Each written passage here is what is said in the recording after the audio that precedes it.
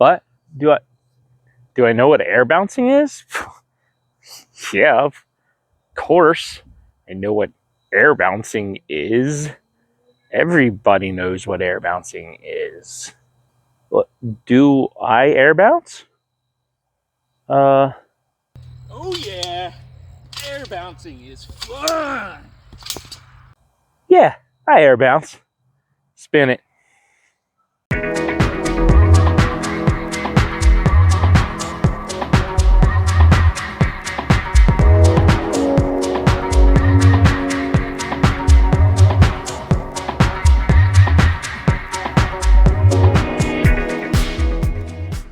Hey DMD family, welcome back to another Discs MD video, and today we're going to be talking about the dreaded air bounce.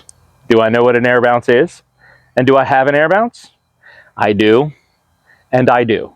Wait, somebody getting married up in here? So right about now you may be asking yourself, what is an air bounce? Well, obscure voice from the internet, an air bounce is when you lift your disc through your throw. So you set your disc back in your full backswing, and as you pull through, the disc will lift up into the air.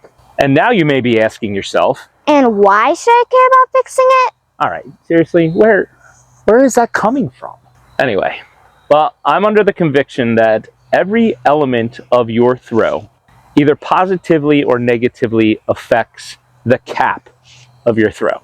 What is the cap? The consistency, accuracy, and power of your throw.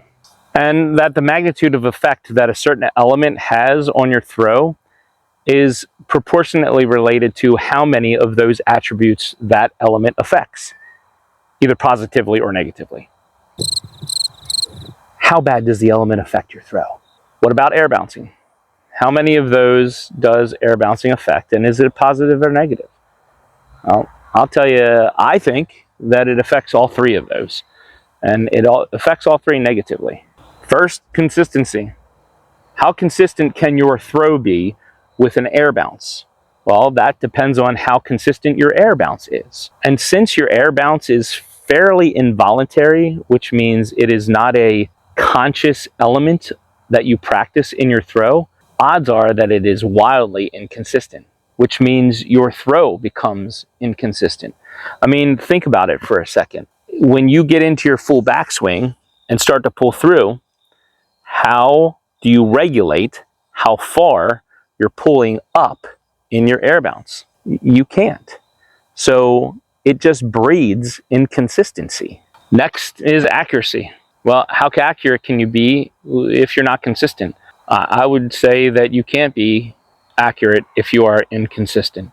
And we just said that the path that your disc takes from your backswing to your hit is different from throw to throw if you have an air bounce. So how accurate can your throw be if the path that the disc is taking is different? Your accuracy on the plane of your throw is going to be different every single time, so that your accuracy is not there. Even if your full backswing and your hit were in the exact same spot on every single throw, your air bounce changes the path of your disc.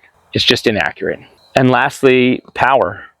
I'm under the impression that a quiet and compact movement in sports is powerful, and that wasted movement is wasted energy that we cannot transfer into the object that we're either throwing or hitting.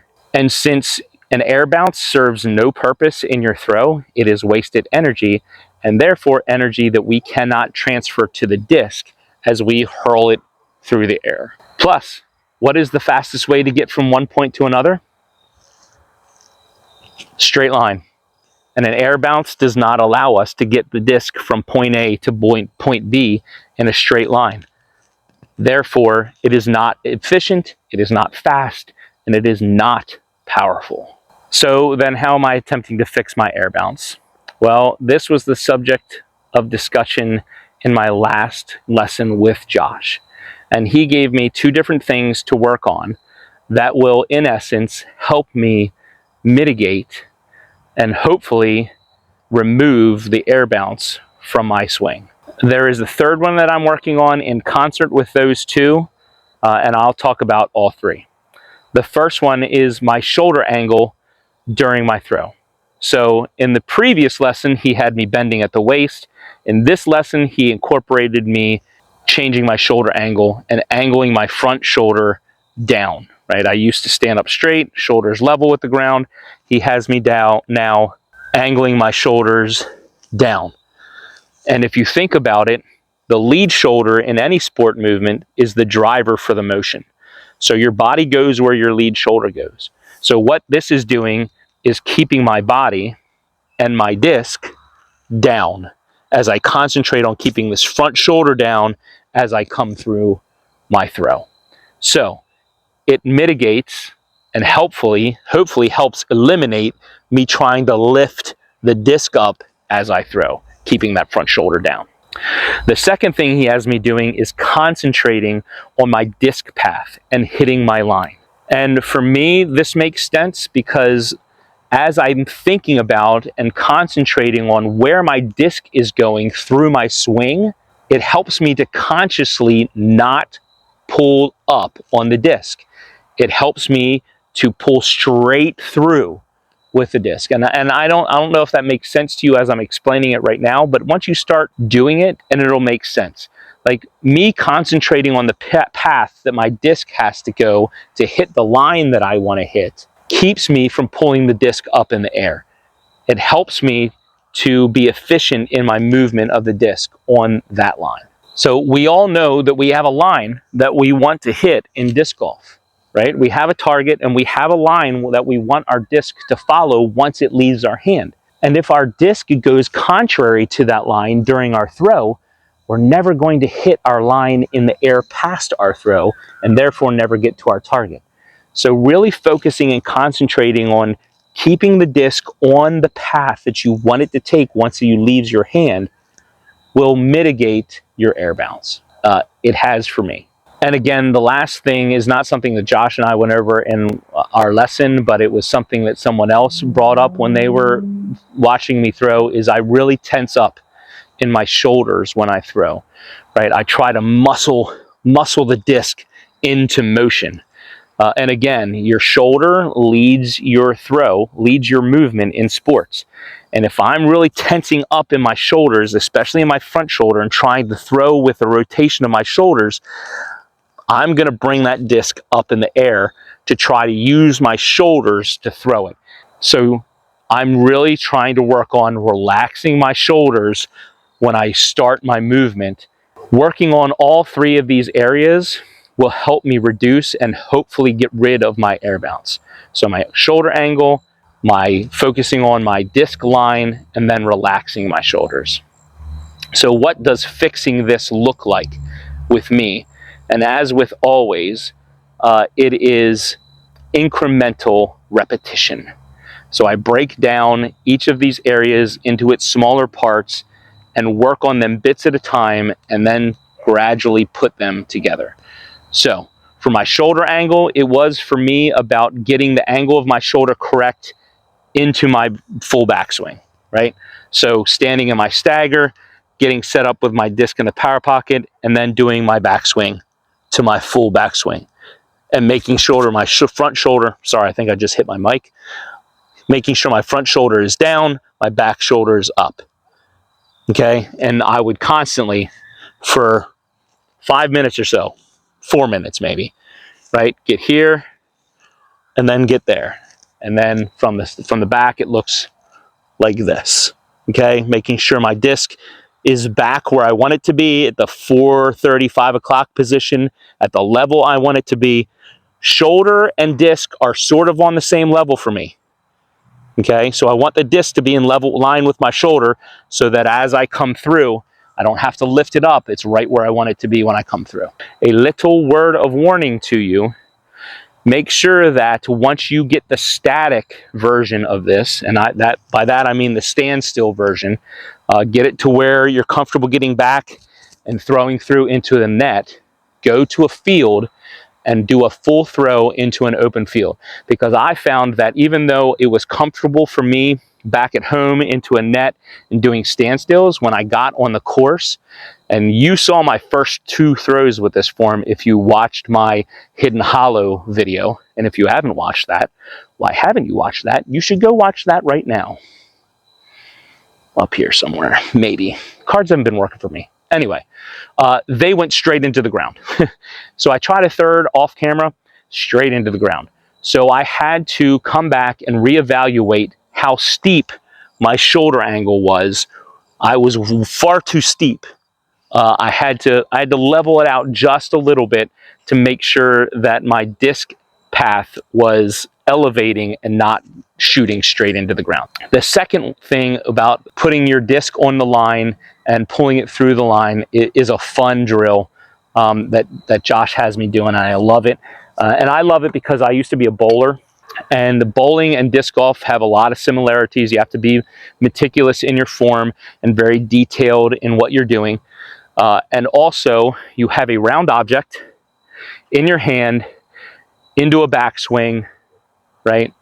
And then forward to a target, right? So in bowling, I have my ball in my hand, go into my backswing, and I have to bring it forward to my target, which was a arrow on the lane, right? And the line that I wanted my ball to take was the line that my backswing needed to be on in order to deliver the ball where I wanted to deliver it.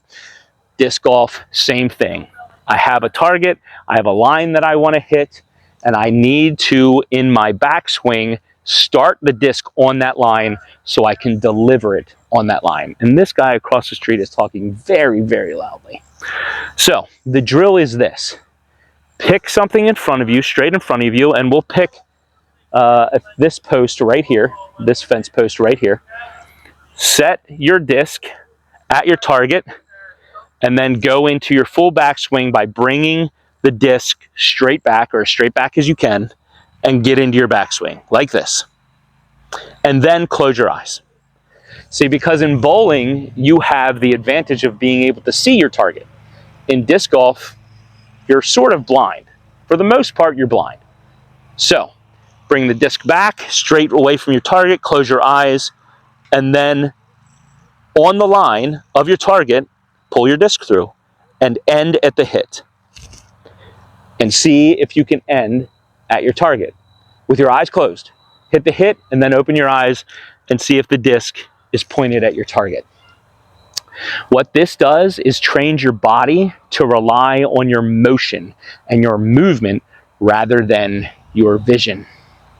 And it's effective. It works. And it's a lot of fun to do. And I was terrible at first. But over time, if you practice this, it will get better and better. And because you have to concentrate so vividly on where the disc is in the path, you have a much lower tendency to raise the disc up. So that this is more about accuracy and less about air bounce, but it affects your air bounce positively by reducing it. So that's the second thing I do. And the third thing is just a conscious decision by me to make sure that once I get into my full backswing and go to pull through, I'm not tensing my upper body and trying to muscle the disc through. This helps too, because if I try to muscle from the beginning, I'm wasting my energy, one, but I'm also subject to lifting the disc up to try to throw it through the zone. And that's not what we want. So those are the 3 things that I'm doing to help me with eliminating my air bounce. And I hope you found this useful. I hope it's something that you can try out and use to help you improve your game as much as it's helped me improve my game. As always, thank you for watching. I really thank you for your support. We're up over 800 subscribers, which just blows my mind that 800 people care what I think. So thank you for that. Thank you for your support and your dedication to watching my videos. I know some of you out there watch all of them. But if you aren't a subscriber, I would ask you to consider becoming a subscriber. It's pretty easy to do. Just hit the subscribe, hit the like, hit the notification bell. I really want to grow this into something. I want to start doing merchandise. I want to start getting into more giveaways for you guys. I want to start getting into maybe discs. My ultimate goal is to coach. I want to coach. And I'm working things with Josh to help me out with that, and maybe partnering with him a little bit to start out my coaching career. Some more to come on that. Please continue to comment. I love the conversations. I respond to as many as I possibly can. Right now, I think it's pretty much all of them. But until next time, enjoy the journey. And here's your verse of the day.